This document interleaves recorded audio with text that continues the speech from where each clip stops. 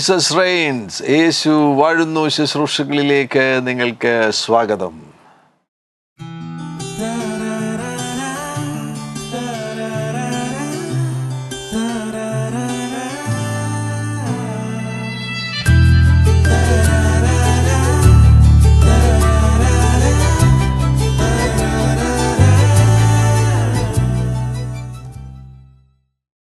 തിരസ്കരണത്തിൻ്റെ അനുഭവങ്ങൾ.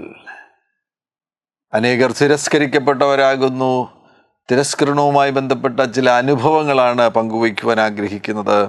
യശയ്യാപ്രവാചകന്റെ പുസ്തകം 62-ാമത്തെ അധ്യായം 4-ാമത്തെ വാക്യത്തിൽ, നിന്നെ ഇനി അസൂബ തെക്ത എന്ന് വിളിക്കയില്ല, നിന്റെ ദേശത്തെ ശമാമ ശൂന്യം എന്ന് പറയുകയുമില്ല. നിനക്ക് ഹെബ്സീബ ഇഷ്ട എന്നും നിന്റെ ദേശത്തിന് ബയൂല വിവാഹസ്ഥ എന്നും പേരാകും. യഹോവയ്ക്ക് നിന്നോട് പ്രിയമുണ്ടല്ലോ, നിന്റെ ദേശത്തിന് വിവാഹം കഴിയും. യഹോവയ്ക്ക് നിന്നോട് പ്രിയമുണ്ടല്ലോ. തിരസ്കരിക്കപ്പെട്ടവർ ദൈവസന്നിധിയിൽ കടന്നു വരികയാണെങ്കിൽ അവർക്ക് വലിയവനാകുന്ന ദൈവത്തിൽ നിന്ന് പ്രീതിവാത്സല്യം ലഭിക്കും. പ്രത്യേക പ്രീതിവാത്സല്യം, പ്രിയം. യഹോവയ്ക്ക് നിന്നോട് പ്രിയമുണ്ടല്ലോ. കർത്താവ് പ്രത്യേകമായിട്ട് അവരെ താങ്ങുകയും സ്നേഹിക്കുകയും അവിടുത്തെ സ്നേഹത്തിൻ്റെ പരിണിത ഫലമാകുന്ന ഒത്തിരി അനുഗ്രഹങ്ങൾ അവർക്ക് ലഭിക്കുവാൻ അവസരമുണ്ട് എന്നത് ഒരു സന്തോഷ വാർത്തയാണ്, ഒരു വലിയ സന്തോഷ വാർത്തയാണ്. ഞങ്ങളുടെ തിരസ്കരണത്തിൻ്റെ അനുഭവങ്ങൾ പങ്കുവയ്ക്കുവാൻ ആഗ്രഹിക്കുന്നു. ഞാൻ കഴിഞ്ഞു പോയ 1-2 എപ്പിസോഡുകളിൽ ചില ആഴ്ചകൾക്ക് മുന്നമേയാണ് തിരസ്കരണത്തിൻ്റെ വേരുകൾ എന്നുള്ള ഒരു ഭാഗം ഞാൻ പങ്കുവയ്ക്കുകയുണ്ടായി. മറ്റൊന്ന് യാക്കോബിനുണ്ടായ തിരസ്കരണം, അതിനെക്കുറിച്ചും പങ്കുവച്ചു. അതിനുശേഷം പല സ്ഥലങ്ങളിലും പോകുന്ന സന്ദർഭത്തിൽ അനേകർ അവർ വന്ന് പറയുന്നു, ആ സന്ദേശം ഞങ്ങൾക്ക് വളരെയധികം പ്രയോജനപ്പെട്ടു, ഞങ്ങൾ ഒരുപാട് തിരസ്കരണങ്ങളിലൂടെ കടന്നു പോയവരാണ്, വീണ്ടും തിരസ്കരണവുമായി ബന്ധപ്പെട്ട കാര്യങ്ങൾ പങ്കുവയ്ക്കുന്നത് ഞങ്ങൾക്ക് ഉപകാരമായിരിക്കുമെന്ന് അവർ പറയുകയുണ്ടായി. അതുകൊണ്ടാണ് ഈ എപ്പിസോഡിൽ ഞങ്ങളുടെ വ്യക്തിപരമാകുന്ന അനുഭവങ്ങൾ പങ്കുവയ്ക്കുവാൻ വേണ്ടി ഞങ്ങൾ തയ്യാറാകുന്നത്. ഞങ്ങൾ കുറേ വർഷങ്ങളായിട്ട് ആന്തരിക സൗഖ്യവുമായി ബന്ധപ്പെട്ട് ഒരുപാട് കാര്യങ്ങൾ പഠിപ്പിക്കാറുണ്ട്. അതിലേറ്റവും പ്രധാനപ്പെട്ടൊരു മേഖലയാണ് തിരസ്കരണത്തിൻ്റെ മേഖല. ആ തിരസ്കരണത്തിൻ്റെ മേഖല ഞങ്ങൾ അനുഭവിച്ചതാണ്, ഞങ്ങൾ ഇരുവരും അനുഭവിച്ചതാണ്. അതിനാലാകുന്നു ഞങ്ങൾ ആ മേഖലയിൽ വചനം ശുശ്രൂഷിക്കുവാൻ തയ്യാറായത്. ആ മേഖല ഞങ്ങൾക്ക് പരിചയമുള്ള മേഖലയാണ്, ഞങ്ങൾ കടന്നുപോയ മേഖലയാണ്. അതിലൂടെ കടന്നുപോയി പുറത്തു വന്നു. അപ്പോൾ അതേ സാഹചര്യങ്ങളിലൂടെ കടന്നു പോകുന്നവർക്കെല്ലാം പുറത്തു വരുവാൻ കഴിയും എന്നത് ഉറപ്പിക്കുന്ന വചനങ്ങളാണ് ദൈവത്തിൻ്റെ പരിശുദ്ധാത്മാവ് കഴിഞ്ഞുപോയ വർഷങ്ങളിൽ ഞങ്ങളുടെ പക്കൽ ഏൽപ്പിച്ചത്. യശയ്യാപ്രവാചകന്റെ പുസ്തകം 61-ാമത്തെ അധ്യായത്തിൽ നിന്ന് ഒരു വാക്യം ശ്രദ്ധിക്കുക. എളിയവരോട് സദ്വർത്തമാനം ഘോഷിപ്പാൻ യഹോവ എന്നെ അഭിഷേകം ചെയ്തിരിക്ക കൊണ്ട് യഹോവയായ കർത്താവിൻ്റെ ആത്മാവ് എൻ്റെ മേലിരിക്കുന്നു. ഹൃദയം തകർന്നവരെ മുറിവ് കെട്ടുവാനും തടവുകാർക്ക് വിടുതലും ബദ്ധന്മാർക്ക് സ്വാതന്ത്ര്യവും അറിയിപ്പാനും യഹോവയുടെ പ്രസാദ വർഷവും നമ്മുടെ ദൈവത്തിൻ്റെ പ്രതികാര ദിവസവും പ്രസിദ്ധമാക്കുവാനും ദുഃഖിതന്മാരെയൊക്കെയും ആശ്വസിപ്പിപ്പാനും സിയോനിലെ ദുഃഖിതന്മാർക്ക് വെണ്ണീറിന് പകരം അലങ്കാരമാലയും ദുഃഖത്തിന് പകരം ആനന്ദതൈലവും വിഷണ്ണ മനസ്സിന് പകരം സ്തുതി എന്ന മേലാടയും കൊടുപ്പാനും അവൻ എന്നെ അയച്ചിരിക്കുന്നു. അവൻ മഹത്വീകരിക്കേണ്ടതിന് അവർക്ക് നീതിവൃക്ഷങ്ങളെന്നും യഹോവയുടെ നടുതല എന്നും പേരാകും. കർത്താവാകുന്ന യേശുക്രിസ്തുവിൻ്റെ ശുശ്രൂഷയുടെ മാനിഫെസ്റ്റോയാണ് ഇവിടെ കാണുവാൻ കഴിയുന്നത്. നസ്രേത്ത് പ്രസംഗത്തിൽ കർത്താവ് ഈ ഭാഗങ്ങൾ ആവർത്തിക്കുന്നുണ്ട്. യശയ്യാ 61 നിന്ന് കർത്താവ് ആവർത്തിക്കുകയും ഈ ഭാഗങ്ങൾ വായിക്കുകയും ഇതിൻ്റെ അടിസ്ഥാനത്തിൽ നസ്രേത്തിൽ അവിടുന്ന് ശുശ്രൂഷിച്ചപ്പോൾ അവിടുന്ന് ഈ ഭാഗം, ഈ വാക്യങ്ങൾക്ക് വളരെ പ്രാധാന്യം കൊടുക്കുകയുണ്ടായി. ഹൃദയം തകർന്നവരെ മുറിവ് കെട്ടുവാനും തടവുകാർക്ക് വിടുതലും ബദ്ധന്മാർക്ക് സ്വാതന്ത്ര്യവും അറിയിപ്പാനും സിയോനിലെ ദുഃഖിതന്മാർക്ക് വെണ്ണീറിന് പകരം അലങ്കാരമാലയും ദുഃഖത്തിന് പകരം ആനന്ദതൈലവും വിഷണ്ണ മനസ്സിന് പകരം സ്തുതി എന്ന മേലാടയും. കണ്ടോ, ദുഃഖം മാറും, വെണ്ണീർ മാറും, വിഷണ്ണ മനസ്സുമാറും. ഇതെല്ലാം പരിഹരിക്കുവാൻ യേശുവിൻ്റെ അരികിൽ വന്നാൽ മതി. യേശു സകല തിരസ്കരണങ്ങളിൽ നിന്നും ദുഃഖങ്ങളിൽ നിന്നും ഹൃദയ തകർച്ചകളിൽ നിന്നും നമ്മെ പുറത്തു കൊണ്ടുവരുവാൻ ആഗ്രഹിക്കുന്നു. ഷീബയ്ക്ക് ബാല്യകാല തിരസ്കരണ അനുഭവങ്ങളുണ്ട്. ഏറ്റവും പ്രധാനപ്പെട്ടത് ബാല്യകാല തിരസ്കരണങ്ങളാണ്. 0 മുതൽ 7 വയസ്സ് വരെയുള്ള സമയമാണ് ഫോമേറ്റീവ് ഇയേഴ്സ് എന്ന് പറയുന്നത്. നമ്മുടെ പ്രാണൻ രൂപപ്പെടുന്ന സമയം. നമുക്ക് 3 ഘടകങ്ങളുണ്ട്: ആത്മാവ്, പ്രാണൻ, ശരീരം. ഈ 3 ഘടകങ്ങളിൽ ഏറ്റവും പ്രധാനപ്പെട്ടൊരു മേഖലയാണ് പ്രാണൻ്റെ മേഖല. പ്രാണൻ എന്ന് പറയുന്നത് മനസ്സ്, വികാരങ്ങൾ, ഇച്ഛാശക്തി. ഇത് 3ഉം കൂടെ ചേരുന്നതാണ് പ്രാണൻ എന്ന് പറയുന്നത്. ആത്മാവിലാണ് നാം പുതിയ സൃഷ്ടിയായിത്തീരുന്നത്. രക്ഷിക്കപ്പെടുമ്പോഴാകുന്നു ഈ ഒരു വിഭജനം നടക്കുന്നത്. രക്ഷിക്കപ്പെടാത്തവരിൽ ആത്മാവേതാ, പ്രാണനേതാ, ശരീരമേതാ, അങ്ങനൊരു വിഭജനമില്ല. ഈ വിഭജനം നടക്കുന്നത് ദൈവത്തിൻ്റെ വചനത്താലാകുന്നു. ദൈവത്തിൻ്റെ വചനം ജീവനും ചൈതന്യവുമുള്ളതായി ഇരുവായ്ത്തലയുള്ള ഏതു വാളിനേക്കാളും മൂർച്ചയേറിയതും ആത്മാവിനെയും പ്രാണനെയും സന്ധിപഞ്ചകളെയും വേർപിടിവിക്കും വരെ തുളച്ചു ചെല്ലുന്നതും. അപ്പോൾ ആത്മാവിനെയും പ്രാണനെയും സന്ധിപഞ്ചകളെയും ശരീരത്തെയും ഡിവൈഡ് ചെയ്യുന്നത് വേർഡ് ഓഫ് ഗോഡാണ്, ദൈവത്തിൻ്റെ വചനമാണ്. ദൈവത്തിൻ്റെ വചനം തമ്മിൽ ക്രിയ ചെയ്തത് കൊണ്ടാണ് നമുക്കിങ്ങനൊരു വിഭജനം ലഭിക്കുന്നത്. ആ വിഭജനം ലഭിക്കുന്നത് കൊണ്ട് സൗഖ്യം സ്വീകരിക്കുവാൻ കഴിയും. പ്രാണനിലല്ലേ തിരസ്കരണം. ദുഃഖവും വേദനയും മുറിവുമെല്ലാം പ്രാണനിലാണ്. മനസ്സിനും വികാരങ്ങൾക്കുമൊക്കെയാണ് കേടുവന്നിരിക്കുന്നത്. അതിനെ നമുക്ക് പരിഹരിക്കുവാൻ കഴിയും. അത് പരിഹരിക്കുവാൻ തക്കവണ്ണം നമ്മുടെ ആത്മമനുഷ്യനെ നമ്മൾ ശക്തിപ്പെടുത്തിയാൽ മതി. ഇവിടെ ഒന്നാമതായിട്ട് ഈ സൗഖ്യത്തിലേക്കുള്ള യാത്രയിൽ ആദ്യമായിട്ട് നമ്മുടെ പ്രശ്നം എന്താണ്, നമുക്കെവിടെയാണ് മുറിവുകൾ പറ്റിയത്, തിരസ്കരണം എവിടെയാണ് സംഭവിച്ചത്, അത് കണ്ടെത്തണം. അതിൽ തന്നെ ബാല്യകാല സംഭവങ്ങൾ. ഇപ്പോൾ ഷീബ ബാല്യകാല അനുഭവങ്ങൾ, ബാല്യകാല തിരസ്കരണങ്ങൾ, ഷീബയ്ക്കുണ്ടായ ബാല്യകാല തിരസ്കരണങ്ങൾ പങ്കുവയ്ക്കുമോ? മേജറായിട്ടും എനിക്ക് ഒരു 3 വയസ്സുള്ള സമയത്താണ് എൻ്റെ പിതാവ് ഒരു ആക്സിഡൻറ്റിൽ ഈ ലോകത്തിൽ നിന്ന് മാറ്റപ്പെടുന്നത്. 3 വയസ്സ് മാത്രമേ പ്രായമുള്ളൂ. പലപ്പോഴും നമ്മൾ ആ റിജക്ഷനിലൂടെ കടന്നു പോകുമ്പം റീസൺ മനസ്സിലാകത്തില്ല. സോ ഞാൻ വളർന്നു വന്ന സമയത്തും നമുക്കകത്തൊരു ശൂന്യതയുണ്ട്. എല്ലായിടത്തും ആർക്കും നമ്മളെ ഇഷ്ടമില്ല, ഇല്ലെങ്കിൽ എപ്പോഴും നമ്മളൊരു ഉൾവലിയുന്ന സ്വഭാവങ്ങളുണ്ട്. പക്ഷെ ഇതിൻ്റെ കാരണം നമുക്ക് മനസ്സിലാകുന്നില്ല. ഇപ്പം നമ്മൾ ഈ വചനം പഠിക്കുകയും കർത്താവിനെ ആഴത്തിൽ അറിയുകയും പരിശുദ്ധാത്മാവിൻ്റെ പ്രവർത്തനത്തിനായി നമ്മൾ ജീവിതത്തെ വിധേയപ്പെട്ട് കൊടുക്കുമ്പോഴാണ് ഇപ്പം തിരിഞ്ഞു നോക്കുമ്പോൾ നമുക്ക് ഇപ്പം പറഞ്ഞതുപോലെ ആ ശരീരം, പ്രാണൻ, മനസ്സ്, ആത്മാവ്, അതിലൊക്കെ എവിടൊക്കെയാണ് കേട് വന്ന, ഏത് മേഖലകളിലാണ് നമ്മുടെ ജീവിതത്തിൽ മാറ്റങ്ങൾ ഉണ്ടാകേണ്ടതെന്ന് ഇപ്പം മനസ്സിലാവും. പക്ഷെ ആ 3 വയസ്സുള്ള സമയത്ത് അത് വലിയൊരു ആഘാതമാണ്, അതൊരു വലിയൊരു ട്രോമയാണ്. പല കാര്യങ്ങളും മനസ്സിലാകുന്നില്ല. കുഞ്ഞു ഹൃദയത്തിന് ഇതൊന്നും മനസ്സിലാക്കാനുള്ള കഴിവില്ല. പക്ഷേ ആ പ്രായത്തിൽ വലിയൊരു പ്രതിസന്ധിയാണ് നേരിടുന്നത്. അന്നേരം ആ പിതാവ് നഷ്ടപ്പെട്ടു. നമുക്ക് എൻ്റെ ഒരു ചെറിയൊരു ഓർമ്മ മാത്രമേ ഉള്ളൂ. പിതാവിനെ ഞാൻ ഓർക്കുന്നതേയില്ല, കണ്ടതായിട്ട് എൻ്റെ ഓർമ്മയിലില്ല. ഈ മരണം സംഭവിച്ച വിവരം വീട്ടിൽ അത് അറിയുമ്പോൾ, അന്ന് അരുണാചൽ പ്രദേശിലാണ്, കിമിനിലാണ് അല്ലേ? കിമിനിലായിരിക്കുന്നു. നൊപ്പിനടുത്ത് വെച്ചാണ് പപ്പ ആക്സിഡന്റിൽ മരിക്കുന്നത്. ആ വാർത്ത അറിഞ്ഞതുമല്ലോ ഇപ്പൊ ഓർമ്മയിലുണ്ടോ? എനിക്ക് ഒന്നും ഓർമ്മയില്ല. 3 വയസ്സേ ഉള്ളൂ.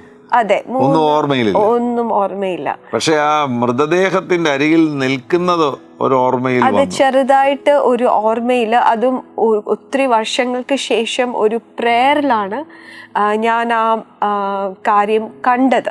അതെൻ്റെ ഒരു ഹീലിംഗ് പ്രോസസ്സിന് വേണ്ടി കർത്താവ് എന്നെ കാണിച്ചൊരു ആ വിഷനില് കണ്ടതാണ്.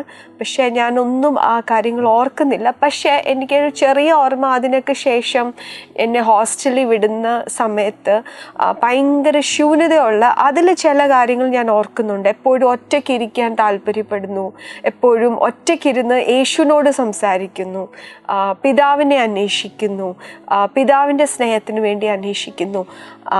അങ്ങനൊരു അനുഭവം എനിക്ക് ബാല്യകാലത്ത് ഉണ്ടായി. ഇത് തിരസ്കരണത്തിൻ്റെ ഘോരമാകുന്ന അനുഭവമാണ്. 3-ാം വയസ്സിൽ പിതാവ് മരിക്കുന്നു. അതിനുശേഷം 5-ാം വയസ്സിൽ ഹോസ്റ്റലിൽ വിടുന്നു. അത് അതിലും വലിയ തിരസ്കരണമാണ്. 5-ാം വയസ്സിലല്ലേ എനിക്ക് തോന്നുന്നു 3:30-4 ആയപ്പോൾ തന്നെ ഹോസ്റ്റലിൽ വിട്ടു. അത് പിന്നെ വേദന ഉണ്ടാക്കി എന്ന് പറഞ്ഞാൽ പിതാവ് നഷ്ടപ്പെട്ട അന്നേരം എനിക്കറിയാം എനിക്ക് ആരോ പ്രിയപ്പെട്ട ആള് നഷ്ടപ്പെട്ടു എന്നറിയാം. അത് കഴിഞ്ഞ് പെട്ടെന്ന് അന്നത്തെ സാഹചര്യം അതായിരുന്നു. മമ്മി പ്രഗ്നന്റ് ആയിരുന്നു 7 months.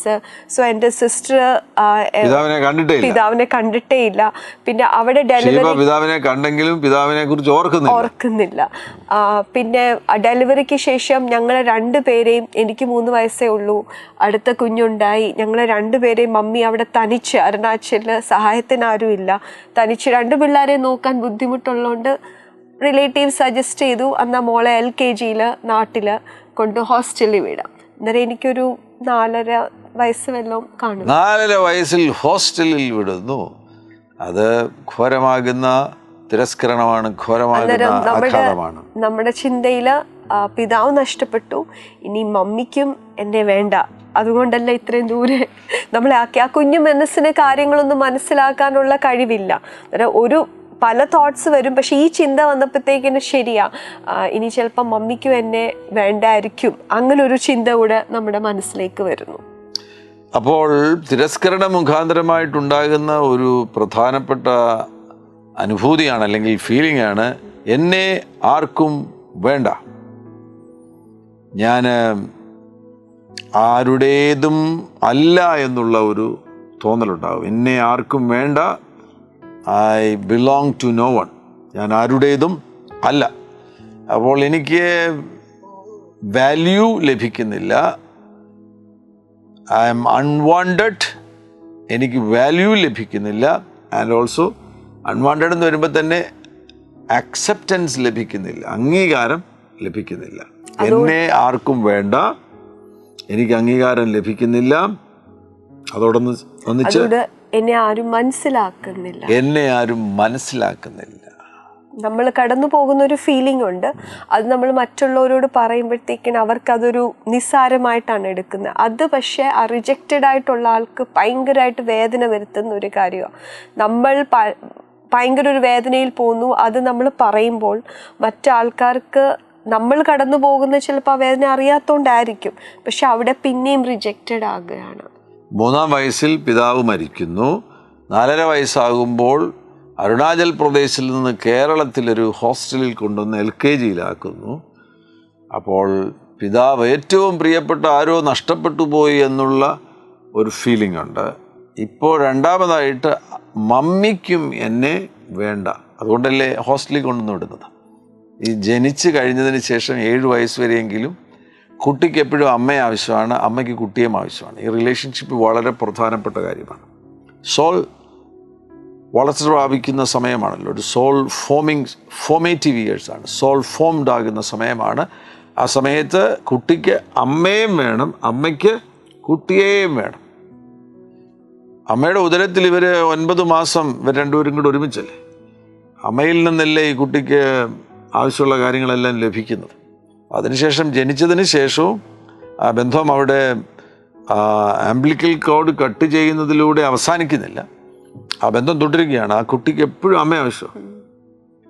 അപ്പോൾ 4.5 വയസ്സിൽ ഹോസ്റ്റലിൽ വിടുക എന്ന് പറയുന്നത് ഒരിക്കലും അംഗീകരിക്കുവാൻ കഴിയുന്ന കാര്യമല്ല. ഒരു മാതാവും ഒരു പിതാവും അങ്ങനെ ചെയ്യരുത്. കുഞ്ഞുങ്ങളെ ചെറുപ്രായത്തിൽ ഹോസ്റ്റലിൽ വിടരുത്.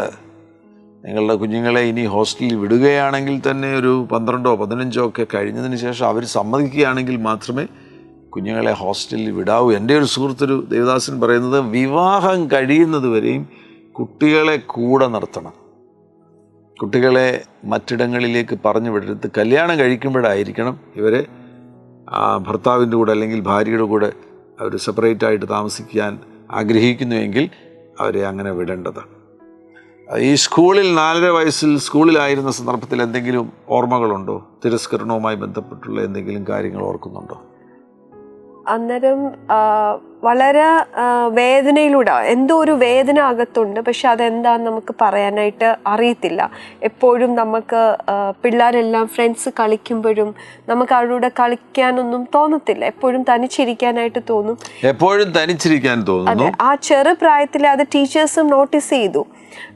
ഞാൻ തനിച്ചിരിക്കുന്നു, എന്നോട് അവർ മറ്റു കുട്ടികളോട് പോയി കളിക്കാൻ പറയുമ്പോഴും ഇച്ച നേരമൊക്കെ അവിടെ ഇരുന്നിട്ട് നമുക്കറിയത്തില്ല, നമ്മൾ സ്വയമേ അവിടെ നിന്ന് അങ്ങ് മാറി എപ്പോഴും തനിച്ചിരിക്കാൻ തോന്നുന്നു. അതൊക്കെ കണ്ടപ്പോഴ് ഐ തിങ്ക് ടീച്ചേഴ്സും പിന്നെ മമ്മിയോട് വിളിച്ചു പറഞ്ഞു, ഇങ്ങനെ തിരിച്ചു കൊണ്ടുപോകണം, മോക്ക് ഇങ്ങനെ ഒരു പ്രോബ്ലം ഉണ്ട്. പെട്ടെന്ന് തന്നെ മമ്മിക്കത് ബുദ്ധിമുട്ടുണ്ടായിരുന്നെങ്കിലും പെട്ടെന്ന് തന്നെ മമ്മി എന്നെ തിരിച്ചു കൊണ്ടുപോകുകയും ചെയ്തു. ഒരു വർഷത്തിനുള്ളിൽ കൊണ്ടുപോയി. ഒരു വർഷം കഴിഞ്ഞു കൊണ്ടുപോയി. അപ്പോൾ പക്ഷേ അതിനുള്ളിൽ തന്നെ കേട് പ്രാണന് സംഭവിച്ചു കഴിഞ്ഞു. അന്നേരം ഈ ചിന്തകളെല്ലാം വന്നു, ആർക്കും എന്നെ വേണ്ട, ആർക്കും എന്നെ മനസ്സിലാകുന്നില്ല, ഇതെല്ലാം ഒരു കള്ളങ്ങളാണല്ലോ.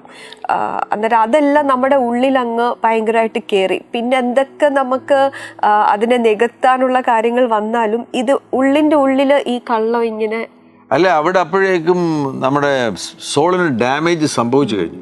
സോളിന് ഡാമേജ് സംഭവിച്ചു കഴിഞ്ഞതിന് ശേഷമായിട്ട് ദൈവികമാകുന്ന ഒരു സൗഖ്യം അവിടെ നടക്കുന്നില്ലെങ്കിൽ പിന്നെ എന്തൊക്കെ ലഭിച്ചെന്ന് പറഞ്ഞാലും, അംഗീകാരം ലഭിച്ചെന്ന് പറഞ്ഞു കഴിഞ്ഞാലും ആ കേട് പരിഹരിക്കപ്പെടുന്നില്ല. സോളിൻ്റെ ആ കേട് പരിഹരിക്കപ്പെടണമെന്നുണ്ടെങ്കിൽ യേശു തന്നെ തൊട്ട് സൗഖ്യമാക്കണം. അതുകൊണ്ടല്ലേ പിന്നെയും മമ്മി ഒത്തിരി അംഗീകരിച്ചാൽ പോലും പിന്നെയും നമുക്ക് കൂടുതൽ അക്സെപ്റ്റൻസിന് വേണ്ടിയുള്ള ആഗ്രഹമില്ലേ? ചെറിയ കാര്യം വരുമ്പോൾ പെട്ടെന്ന് തിരസ്കരിക്കപ്പെട്ടു എന്നുള്ള തോന്നലുണ്ടാകും. അതെ, ചെറിയ ചെറിയ റിജക്ഷൻ അല്ലെങ്കിൽ ചെറിയ നമ്മളെ ചിലപ്പം ശ്രദ്ധിക്കാതെ വന്നാൽ പോലും അത് നമുക്ക് വലിയൊരു ബുദ്ധിമുട്ടായിട്ടാണ് നമുക്ക് തോന്നുന്നത്. ഇപ്പം നമ്മൾ മനസ്സിലാക്കി അത് ചെറിയ വിഷയമായിരുന്നു, പക്ഷെ അന്ന് ഒരു കൊച്ചു കാര്യമാണെങ്കിൽ പോലും നമുക്കത് ഉൾക്കൊള്ളാൻ കഴിയത്തില്ലായിരുന്നു. പിന്നെ ദൗത്യങ്ങളിൽ നിന്നും ഉത്തരവാദിത്വങ്ങളിൽ നിന്നും പിന്മാറുക, ഭയമുണ്ടായിരുന്നു. ഇങ്ങനെയുള്ള പല കാര്യങ്ങൾ ഒന്നിനു പുറകെ പല കാര്യങ്ങൾ വൈകാരിക മേഖലയിൽ തന്നെ പല കാര്യങ്ങൾ വന്ന് ഈ കുട്ടിയെ ആന്തരികമായിട്ട് പീഡിപ്പിക്കുകയാണ്. അപ്പോൾ അവിടെ ഭയമുണ്ടായൊരനുഭവം ദീർഘനാളുകൾ ആ ഭയം കൂടെ നിന്നില്ലേ? പിന്നീട് ജീവിതത്തിലെ ഓരോ പ്രധാനപ്പെട്ട കാര്യങ്ങളും വരുമ്പോഴും ഭയമുണ്ടായിരുന്നു. അതോടൊന്നിച്ച് തന്നെ ആ ഭയത്തെ ട്രേസ് ചെയ്ത് പോയപ്പോൾ, അതിൻ്റെ റൂട്ട് പിടിച്ചു പോയപ്പോൾ അന്ന് ആ പ്രാർത്ഥനയിൽ എന്താണ് കണ്ടെത്തിയത്? എങ്ങനെയാണ് ആ ഭയത്തെ, എവിടെയാണ് ആ ഭയം തുടങ്ങിയതെന്നുള്ളത് കണ്ടെത്തിയത്? റിജക്ഷൻ ആണ് ചെറിയ ബാല്യകാലത്ത് മുന്തി നിന്നത്. അതാണ് വേര്. അതിൻ്റെ പരിണിത ഫലമായിട്ടുണ്ടാകുന്നതാണ് ഈ ഭയവും അപകർഷതയും. ഇതെല്ലാം ഒരുപാട് ചേർന്ന് വരും. ചെറിയ ഡിസ്കറേജ്മെൻറ്റ്, ഡിപ്രഷൻ കാണും, ചെറിയ ഡിപ്രഷനും വരും. ഇതെല്ലാം കൂടെ വരുന്നത് എവിടെ തുടങ്ങുന്നതാണ്? തിരസ്കരണത്തിൽ തുടങ്ങുന്നതാണ്. ആ തിരസ്കരണത്തിൻ്റെ ഫലമായിട്ട് പല വിധത്തിലുള്ള ആന്തരിക സംഘർഷങ്ങൾ ഉണ്ടാകുന്നു. അതിലൊന്നായിരുന്നു ഭയം. ആ ഭയത്തെ നേരിട്ടപ്പോൾ അതെങ്ങനെയായിരുന്നു അതിനെ പരിഹരിച്ചത്? എല്ലാ കാര്യത്തിലും വളരെ ഭയമുണ്ടായിരുന്നു. പ്രത്യേകിച്ച് വണ്ടി ലൈക്ക് 4 വീലർ പഠിക്കണം, ഇല്ലെങ്കിൽ 4 വീലർ പഠിക്കാനായിട്ട് പോയ സമയത്താണ് ഇത് ഭയങ്കരമായിട്ടും ഈ ഭയം എൻ്റെ ഉള്ളിൽ കിടപ്പുണ്ടായിരുന്നു എന്ന് മനസ്സിലായത്. അന്നത്തെ ഒരു ആവശ്യം വന്നപ്പം പഠിക്കാൻ പോയി, പക്ഷെ ഉള്ളിൻ്റെ ഉള്ളിൽ ഭയങ്കര ഭയം എന്ന് പറഞ്ഞാൽ അത് സാധാരണ ഭയമല്ല. കൈകൾ വിറയ്ക്കാൻ തുടങ്ങുമായിരുന്നു. പിന്നെ ആ കാര്യം ചിന്തിക്കുമ്പോൾ തന്നെ ഭയങ്കര നെഗറ്റീവായിട്ടുള്ള തോട്ട്സ്, ഫിയർഫുള്ളായിട്ട് നമ്മളങ്ങ് ഇമാജിൻ ചെയ്യുവാൻ തുടങ്ങുമായിരുന്നു.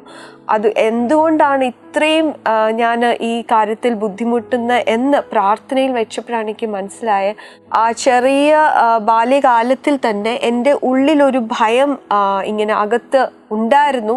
എനിക്കും എൻ്റെ പിതാവിന് സംഭവിച്ച പോലെ ഒരു അപകടം ഉണ്ടാകുമോ? അതാ പ്രാർത്ഥിച്ചപ്പോഴേ അത് കണ്ടു അല്ലേ? ദർശനത്തിൽ കണ്ടു. ആ ഡെഡ് ബോഡിയുടെ അരികിൽ നിൽക്കുമ്പോൾ അതെ, എൻ്റെ പിതാവിനുണ്ടായതുപോലെ അപകടം എനിക്കുണ്ടാകുമെന്നുള്ളൊരു ചിന്ത അകത്ത് കയറി.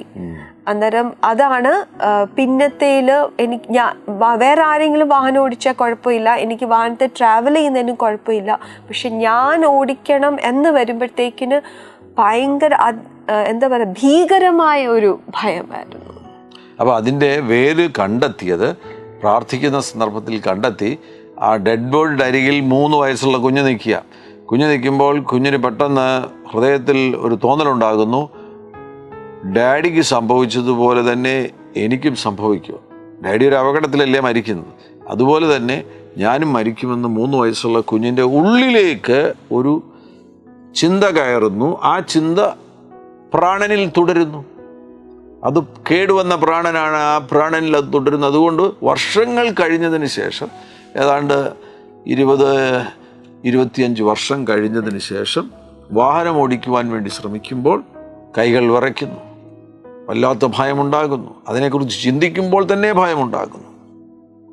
എന്നാൽ ആ ഭയത്തെ പരിഹരിക്കുവാൻ കഴിഞ്ഞു. ഞങ്ങൾക്ക് പ്രാർത്ഥനയിൽ ആ പഴയ സംഭവത്തിലേക്ക് പോകുവാനും ഫാദറിൻ്റെ ആക്സിഡൻറ്റിലൂടെയുള്ള മരണം അതിനെക്കുറിച്ച് വീണ്ടും ഓർമ്മയിലേക്ക് അതിനെ കൊണ്ടുവന്നതിന് ശേഷം യേശുവിൻ നാമത്തിൽ അവിടെ ഒരു സൗഖ്യത്തെ പുറപ്പെടുവിച്ച് കഴിഞ്ഞപ്പോൾ ഒരു അത്ഭുത സൗഖ്യം അവിടെ സംഭവിച്ചു. അപ്പോൾ തന്നെ ദർശനത്തിൽ കണ്ടു യേശു തൊട്ടടുത്ത് നിൽക്കുന്നത്.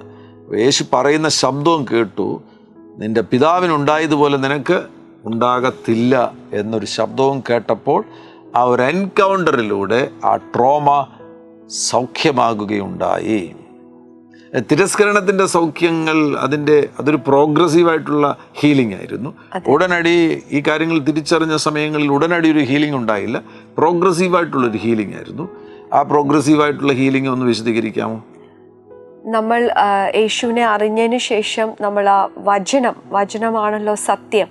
നമ്മുടെ ഉള്ളിൽ പല കള്ളങ്ങളും കിടക്കും, പക്ഷെ ആ വചനം, ആ സത്യം, എനിക്കൊരു സ്വർഗീയ പിതാവുണ്ട്, എൻ്റെ സ്വർഗീയ പിതാവ് എന്നെ കരുതുന്നു, എൻ്റെ സ്വർഗീയ പിതാവ് ഞാൻ പ്രാർത്ഥിക്കുമ്പോൾ എൻ്റെ പ്രാർത്ഥന കേൾക്കുന്നു. ഈ കാര്യങ്ങൾ എൻ്റെ ഉള്ളിൽ ഭയങ്കരമായിട്ടും എനിക്ക് ധൈര്യം തരുന്നതും എന്നെ മുന്നോട്ട് ജീവിക്കുവാൻ വേണ്ടി ഏത് കാര്യത്തിലും ഉത്സാഹം തരുകയും ധൈര്യം തരുകയും ചെയ്യുന്ന ഈ സത്യങ്ങളായിരുന്നു. അത് പ്രോഗ്രസീവ് ആയിരുന്നു. കർത്താവിനെ ഞാൻ ക്ലാസ് 9th അറിയുന്നത്. അതിനുശേഷം എൻ്റെ ജീവിതത്തിൽ ഓരോ പ്രയാസങ്ങൾ വരുമ്പോഴും എൻ്റെ പിതാവിനോട് ഞാൻ എങ്ങനെയാണ് ഭൂമിയിൽ ഉള്ള കുഞ്ഞുങ്ങൾ തൻ്റെ പിതാവിനോട് പോയി പറയുന്നത്, അതുപോലെ ഒരു ഫ്രീഡം ഞാൻ ആത്മാവിൽ അത് അനുഭവിച്ചു. ഏതൊരു കൊച്ചു കാര്യവും കർത്താവിനോട് പോയി പറഞ്ഞാൽ ഞാൻ ചിലപ്പം വിചാരിക്കുമായിരുന്നു എനിക്ക് ഭയങ്കര ഫേവറാണ്, പെട്ടെന്ന് കർത്താവിൽ നിന്നൊരു ചിലപ്പം മറുപടിയായിട്ട് എനിക്കൊരു വചനം കിട്ടുമായിരുന്നു, ഇല്ലെങ്കിൽ ദർശനത്തിൽ കർത്താവ് കാര്യങ്ങൾ കാണിക്കും, ഇല്ലെങ്കിൽ സ്വപ്നത്തിൽ കാണിക്കും. അങ്ങനെ ഭയങ്കര ഒരു ഇൻറ്റിമേറ്റ് റിലേഷൻഷിപ്പായിരുന്നു. എന്നാലും പലപ്പോഴും എൻ്റെ ഉള്ളിൽ ആ ശൂന്യത എൻ്റെ സ്വപ്നത്തിലൊക്കെ ഞാൻ കാണുമായിരുന്നു. ഞാനിങ്ങനെ സ്റ്റെയർ കേസ് നടന്നു പോകുന്നു, എൻ്റെ മുന്നിൽ എൻ്റെ പിതാവ് നടന്നു പോകുന്നു. ഞാൻ പിതാവിനെ പോയി പിടിക്കാൻ ആഗ്രഹിക്കും, പിതാവിൻ്റെ അടുത്ത് ചെല്ലാൻ ആഗ്രഹിക്കുമ്പോഴത്തേക്കിന് പിതാവ് ഡിസപ്പിയർ ആകുന്നു. രക്ഷിക്കപ്പെട്ടതിന് ശേഷം അതെ, രക്ഷിക്കപ്പെട്ടതിന് ശേഷവും ഞാൻ ഈ സ്വപ്നം കാണാറുണ്ടായിരുന്നു. അത് കഴിഞ്ഞതിന് ശേഷം ഭയങ്കര ഒരു ദുഃഖം, ഭയങ്കര ഒരു എംപ്റ്റിനെസ് ഉള്ളിൽ വരാറുണ്ടായിരുന്നു. പക്ഷെ അതെല്ലാം ഈ പ്രാർത്ഥനയിലും പിന്നെ ആരാധനയുടെ സമയത്തും അതിനുശേഷം എനിക്ക് തോന്നും ഒരു ദേവദാസൻ പ്രാർത്ഥിച്ചപ്പോൾ പറഞ്ഞു, എൻ്റെ ഉള്ളിൽ സ്പിരിറ്റ് ഓഫ് ഗ്രീഫ് ഉണ്ട്, സ്പിരിറ്റ് ഓഫ് സോറോ ഉണ്ട്. അത് നമ്മൾ മനസ്സിലാക്കി നമ്മൾ തന്നെ അതിനെ റിജക്റ്റ് ചെയ്യണം. I don't want this, I reject you. അങ്ങനെ ഞാനത് പ്രാർത്ഥിച്ച് ഏതോ ഘട്ടത്തിൽ ഞാൻ കംപ്ലീറ്റ്ലി ഫ്രീ ആയത്. പക്ഷെ അത് നിരന്തരമായി അതിന് വചനം, അതുപോലെ പരിശുദ്ധാത്മാവിൽ അന്യഭാഷയിലുള്ള ആരാധന, ഇതൊക്കെ എന്നെ ഒത്തിരി സഹായിച്ചു. ചിന്തകൾ വരുമ്പോൾ വാ തുറന്ന് ചില സന്ദർഭത്തിൽ പ്രഖ്യാപിക്കുമായിരുന്നു, എനിക്ക് എൻ്റെ സ്വർഗീയ പിതാവുണ്ട്, ഞാൻ അനാഥയല്ല എന്ന് പ്രഖ്യാപിക്കുമായിരുന്നു അല്ലേ? അതും ഒത്തിരി വർഷം കഴിഞ്ഞാണ് ആ സത്യം എനിക്ക് മനസ്സിലായത്. അത് വലിയൊരു ട്രൂത്ത് ആയിരുന്നു. എൻ്റെ മെയിൻ എന്ന് പറഞ്ഞത് എന്നെ ആരും സ്നേഹിക്കുന്നില്ല. ഞാൻ വിവാഹം കഴിച്ചതിന് ശേഷം പോലും എൻ്റെ ഭർത്താവ് എന്നെ ഒത്തിരി സ്നേഹിക്കുന്നുണ്ട്, ആ ഭവനത്തിലുള്ള മാതാപിതാക്കളൊക്കെ സ്നേഹിക്കുന്നുണ്ടെങ്കിലും ഉള്ളിൻ്റെ ഉള്ളിൽ എന്നെ ആരും സ്നേഹിക്കുന്നില്ല എന്നുള്ളൊരു ചിന്ത വന്നപ്പോൾ ഒരു ഉപവാസത്തിൽ ഇരുന്ന സമയത്താണ് കർത്താവ് എന്നോട് പറഞ്ഞത്, 100 times ഇങ്ങനെ പറയണം, ഷീബ ജീസസ് ലവ്സ് യു. പറയണം. അന്നേരം എനിക്കത് കേട്ടപ്പം ഞാൻ ഓർത്തത് എൻ്റെ മനസ്സ് പറയുന്നതാണോ, പരിശുദ്ധാത്മാവ് ഇങ്ങനെയൊക്കെ പറയുമോ? പക്ഷെ എനിക്ക് തോന്നിയില്ല. ഞാൻ മുറിയിലിരുന്ന് ഞാൻ എണ്ണാൻ തുടങ്ങി. എന്നിട്ട് ഞാൻ Sheeba Jesus loves you, Sheeba Jesus loves you എന്ന് പറയാൻ തുടങ്ങി. ആദ്യം എനിക്ക് തോന്നി ഞാൻ മണ്ടത്തരമാണ് കാണിക്കുന്നത്. എനിക്ക് അതിലൊന്നും ഫീൽ ചെയ്യുന്നില്ല. ഷീബ ജീസസ് ലവ്സ് യു ഇങ്ങനെ പാരറ്റ് പറയുന്നത് പോലെ പറയുമായിരുന്നു. പക്ഷെ ഞാൻ വീണ്ടും കണ്ടിന്യൂ ചെയ്ത് എന്നോട് ആരോ പറയുകയാണില്ല, നീ ഇത് കണ്ടിന്യൂ ചെയ്യുക. ഇവിടെ ഒരു 40 times ഒക്കെ കഴിയുമ്പോഴത്തേക്കിന് ആ പറയുന്നതിൽ ഭയങ്കര വെയിറ്റ് വരാൻ തുടങ്ങി. ഞാൻ Sheeba Jesus loves you, Sheeba Jesus loves you അത് പറയുമ്പോഴത്തേക്കിന് എനിക്ക് യേശുവിനെ അനുഭവിക്കാൻ കഴിയും, യേശുവിൻ്റെ സ്നേഹം അനുഭവിക്കാൻ. എൻ്റെ കണ്ണ് തുറക്കുന്നത് പോലായി. യേശു എനിക്ക് വേണ്ടി എന്തൊക്കെയാണ് ചെയ്തത്, കർത്താവ് എത്ര എൻ്റെ അടുത്തുണ്ട്. അത് ആക്ച്വലി അന്നത്തെ ആ ഒരു എനിക്ക് തോന്നുന്നില്ല ഞാൻ 100 വരെ പോയി. അതിൻ്റെ മുന്നേ ഭയങ്കര ഒരു സന്തോഷത്തിലേക്ക് ഞാൻ പ്രവേശിച്ചു. ആമേൻ. യോഹന്നാൻ 14, 16, 17, 18 വാക്യങ്ങളിൽ യേശു പറഞ്ഞു, എന്നാൽ ഞാൻ പിതാവിനോട് ചോദിക്കും, അവൻ സത്യത്തിൻ്റെ ആത്മാവെന്ന മറ്റൊരു കാര്യസ്ഥനെ എന്നേക്കും നിങ്ങളോടുകൂടെ ഇരിക്കേണ്ടതിന് നിങ്ങൾക്ക് തരും. ലോകം അവനെ കാണുകയോ അറിയുകയോ ചെയ്യായികയാൽ അതിനവനെ ലഭിപ്പാൻ കഴിയുകയില്ല. അവൻ നിങ്ങളോടുകൂടെ വസിക്കുകയും നിങ്ങളിൽ ഇരിക്കുകയും ചെയ്യുന്നത് കൊണ്ട് അവനെ അറിയുന്നു. ഞാൻ നിങ്ങളെ അനാഥരായി വിടുകയില്ല. യേശു പറയുന്നത് ശ്രദ്ധിക്കുക, ഞാൻ നിങ്ങളെ അനാഥരായി വിടുകയില്ല, ഞാൻ നിങ്ങളുടെ അടുക്കൽ വരും. എല്ലാ തിരസ്കരണങ്ങളെയും ആന്തരിക മുറിവുകളെയും യേശുവിൻ നാമത്തിൽ നിങ്ങൾക്ക് സൗഖ്യമാക്കുവാൻ കഴിയും. യേശു പറഞ്ഞ ഈ വചനം നിങ്ങളുടെ ഹൃദയത്തിലേക്ക് സ്വീകരിക്കുക. ഞാൻ നിങ്ങളെ അനാഥരായി വിടുകയില്ല, ഞാൻ നിങ്ങളുടെ അടുക്കൽ വരും. ഞങ്ങൾ ഒരുമിച്ച് നിങ്ങൾക്ക് വേണ്ടി പ്രാർത്ഥിക്കുവാൻ പോകുന്നു. ഈ സമയത്ത് തന്നെ അത്ഭുത സൗഖ്യങ്ങൾ നിങ്ങൾക്ക് സ്വീകരിക്കുവാൻ കഴിയും. പരിശുദ്ധ പിതാവേ, യേശുവിൻ നാമത്തിൽ ഞങ്ങളുടെ ജനത്തിനു വേണ്ടി ഞങ്ങൾ പ്രാർത്ഥിക്കുകയാണ്. കർത്താവേ, ബാല്യകാലം മുതൽ തന്നെ തിരസ്കരണം അനുഭവിച്ച് ആരെങ്കിലും ഈ ശബ്ദം കേൾക്കുന്നുവെങ്കിൽ ഇന്ന് അവരുടെ സൗഖ്യത്തിൻ്റെ സമയമാകുന്നുവല്ലോ. ഈ നിമിഷത്തിൽ ഞങ്ങൾ പ്രാർത്ഥിക്കുമ്പോൾ സൂപ്പർ നാച്ചുറലായിട്ട് അങ്ങയുടെ സൗഖ്യം അങ്ങ് അവരിലേക്ക് പകരുവാൻ പോകുന്നതിനായി സ്തോത്രം ചെയ്യുന്നു. ആ അത്ഭുത സൗഖ്യം അങ്ങ് പകരുവാൻ പോകുന്നതിനായി സ്തോത്രം ചെയ്യുന്നു. യേശുവിൻ നാമത്തിൽ തിരസ്കരണങ്ങൾ ഈ പ്രിയപ്പെട്ടവരെ വിട്ടുപോകട്ടെ. യേശുവിൻ നാമത്തിൽ ഡിപ്രഷൻ ഈ പ്രിയപ്പെട്ടവരെ വിട്ടുപോകട്ടെ. യേശുവിൻ നാമത്തിൽ ഭയം ഈ പ്രിയപ്പെട്ടവരെ വിട്ടുപോകട്ടെ. യേശുവിൻ നാമത്തിൽ അപകർഷത ഈ പ്രിയപ്പെട്ടവരെ വിട്ടുപോകട്ടെ. ദൈവത്തിൻ്റെ വചനം ജീവിതത്തിൽ പ്രായോഗികമാക്കി പ്രാർത്ഥനയിലൂടെ കൺഫെഷനിലൂടെ അവരുടെ സൗഖ്യത്തെ സ്വീകരിക്കുവാൻ അങ്ങ് പ്രിയപ്പെട്ടവരെ സഹായിക്കുന്നതിനായി സ്തോത്രം ചെയ്യുന്നു. ആന്തരികമാകുന്ന ഇത്തരം സംഘർഷങ്ങളുടെ പരിണത ഫലമായിട്ട് ശരീരത്തിൽ വന്നിരിക്കുന്ന രോഗങ്ങൾ അപ്രത്യക്ഷമാകട്ടെ. അലർജി റിലേറ്റഡ് ആയിട്ടുള്ള രോഗങ്ങൾ സൗഖ്യമാകട്ടെ. ഓട്ടോ ഇമ്മ്യൂൺ ഡിസീസസ് അപ്രത്യക്ഷമാകട്ടെ. കർത്താവേ, ഓട്ടോ ഇമ്മ്യൂൺ ഡിസീസിൻ്റെ റൂട്ട് എന്ന് പറയുന്നത് റിജക്ഷൻ ആകുന്നു എന്ന് വൈദ്യശാസ്ത്രം കണ്ടെത്തിയിരിക്കുന്നു. അതിനാൽ ഓട്ടോ ഇമ്മ്യൂൺ ഡിസീസസ് യേശുവിൻ നാമത്തിൽ സൗഖ്യമാകട്ടെ. സ്വന്തം ശരീരത്തിന് വിരോധമായി പ്രവർത്തിക്കുന്ന ആ രോഗബാധകൾ ഇപ്പോൾ യേശുവിൻ നാമത്തിൽ ഈ പ്രിയപ്പെട്ടവരെ വിട്ടുപോകട്ടെ. അത്ഭുതങ്ങൾ അങ്ങ് ചെയ്യുന്നതിനായി സ്തോത്രം. അടഞ്ഞ ചെവി തുറന്നു വരുന്നു. യേശുവിൻ നാമത്തിൽ ഇപ്പോൾ സ്വീകരിക്കുക.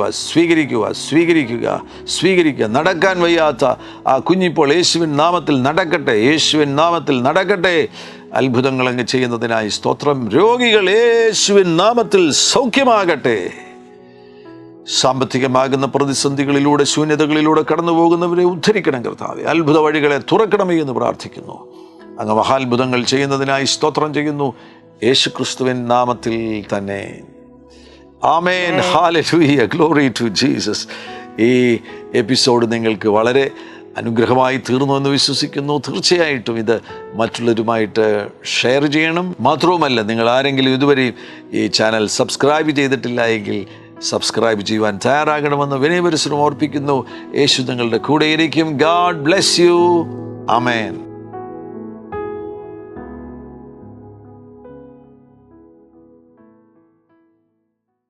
എല്ലാ പ്രഭാതത്തിലും 3 മിനിറ്റ് നീണ്ടു നിൽക്കുന്ന ഒരു ചെറിയ സന്ദേശം വാട്സപ്പിൽ അയക്കുന്നുണ്ട്. നിങ്ങൾക്കത് ലഭിക്കണമെന്ന ആഗ്രഹമുണ്ടെങ്കിൽ സ്ക്രീനിൽ കാണുന്ന നമ്പറിൽ ഒരു മെസ്സേജ് അയയ്ക്കുക. ഞങ്ങളുടെ ഓൺലൈൻ റേഡിയോ ആയ ജീസസ് റെയിൻസ് റേഡിയോയുടെ ആപ്പ് ഇതുവരെയും ഡൗൺലോഡ് ചെയ്തിട്ടില്ല എങ്കിൽ പ്ലേ സ്റ്റോറിലും ആപ്പ് സ്റ്റോറിലും ലഭ്യമാണ്. ജീസസ് റെയിൻസ് റേഡിയോ എന്ന് ടൈപ്പ് ചെയ്ത ശേഷം സെർച്ച് ചെയ്യുക. ആപ്പ് നിങ്ങൾ ഇപ്പോൾ തന്നെ ഡൗൺലോഡ് ചെയ്താലും. എല്ലാ പ്രഭാതത്തിലും 4 മണിക്ക് ടങ്സ് പ്രെയർ ഉണ്ടായിരിക്കുന്നതാണ്. നിങ്ങളുടെ ആത്മീയ വർധനവിനായി ദയവായി സൂമിൽ ജോയിൻ ചെയ്താലും. മീറ്റിംഗ് ID സ്ക്രീനിൽ നിങ്ങൾക്ക് ലഭ്യമാണ്.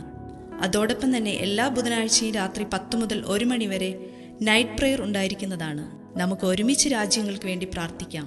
ദയവായി സൂമിൽ ജോയിൻ ചെയ്താലും. ഈ യൂട്യൂബ് ചാനൽ നിങ്ങൾ ഇതുവരെയും സബ്സ്ക്രൈബ് ചെയ്തിട്ടില്ല എങ്കിൽ ഇപ്പോൾ തന്നെ സബ്സ്ക്രൈബ് ചെയ്യുക. ശേഷം ബെൽ ബട്ടൺ അമർത്താൻ മറക്കല്ലേ. ഈ സന്ദേശം മറ്റുള്ളവരിലേക്ക് അനുഗ്രഹമാകാൻ ഷെയർ ചെയ്താലും. കർത്താവ് നിങ്ങളെ ധാരാളമായി അനുഗ്രഹിക്കട്ടെ.